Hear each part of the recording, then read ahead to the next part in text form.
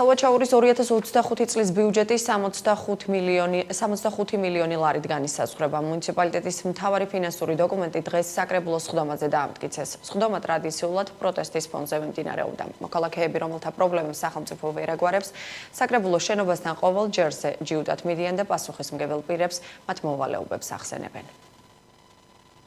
მართლა კაი ტიპი ხარ და არ ხარ მიკერძოებული, არ ხარ ზონდერი, არ ხარ გამომძალველი, არ ხარ კორუმპირებული. აბა შენი ოჯახის წევრებთან ერთად ერთი რამე გააკეთეთ არიელ ბარაბიძის კოშკში. ნახე როგორია დაბალი სოციალური ფონის ცხოვრება. სხვის ხარჯზე რომ გამდიდრდი, ღარიბი ხელვაჩაურელების ხარჯზე გამდიდრდი უცხოა. ხელვაჩაურის საკრებულოს სხდომა დღესაც ტრადიციულად პროტესტის ფონზე მიმდინარეობდა. თორნიკე ქავთარაძე თანამოაზრეებთან ერთად დღესაც დარბაზში შესვლას უშედეგოდ ითხოვდა.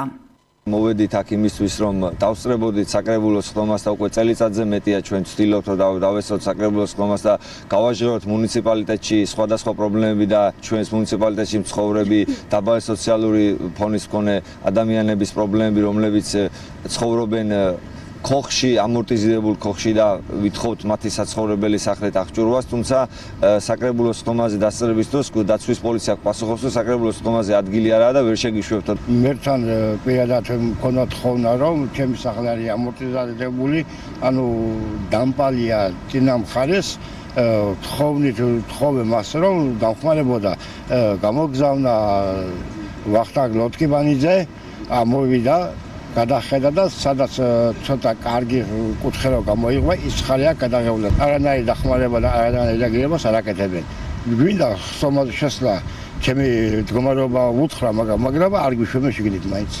საპირისპიროს ამტკიცებენ ხელვაჩაურის მერი და საკრებულოს თავმჯდომარე. აცხადებენ, რომ შენობაში შესვლას მოქალაქეებს არავინ უზღუდავს. მათივე თქმით, აღნიშნული პირები მიზან მიმართულად ახდენენ საჯარო მოხელეების პროვოცირებას. ხელვაჩაურის მუნიციპალიტეტის საკრებულოს სხდომების გახსნილია ყველა მოქალაქისთვის, ხელვაჩაურში მცხოვრები მოქალაქეებისთვის, მათ შორის დაინტერესებული მხარისთვის.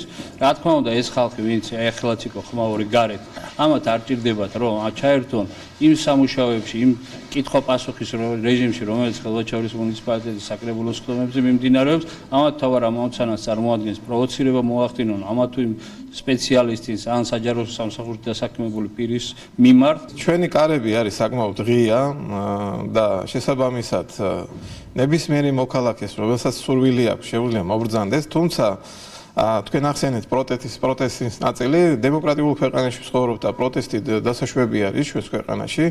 რიგი საკითხები, რომელიც აპროტესტებს კონკრეტული საზოგადოება შესაძლოა არის მიღებული ან მიუღებელი კონკრეტული ინდივიდებისთვის, თუმცა მე მინდა შემიძლია გითხრათ, რომ ჩვენი კარები ღია, შეუძლია ნებისმიერ ადამიანს მოვიდეს.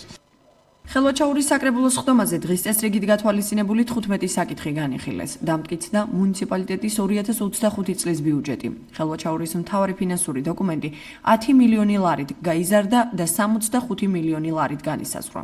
აქედან 32 მილიონი აჭარის ავტონომიური რესპუბლიკის კაპიტალურ ტრანსფერტს წარმოადგენს და ხელვაჩაურის მუნიციპალიტეტში ეკომიგრანტი და სხვა ინფრასტრუქტურული პროექტებისთვის არის გათვალისწინებული, ასევე სოციალური ჯანდაცვის მიმართულების პროგრამები. დღეს ხელვაჩაურის მუნიციპალიტეტის საკრებულოს სხდომაზე წარვადგინეთ 2025 წლის ბიუჯეტი, რომელიც 65,000 ლარით განისაზღვრა.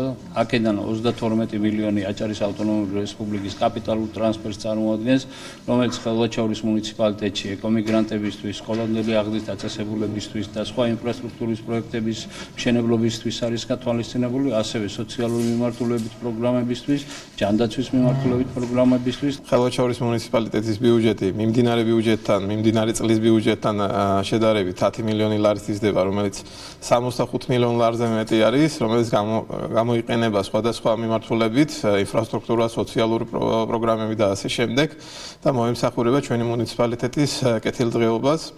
ამასთან ერთად იყო რიგი მიმდინარე საკითხები.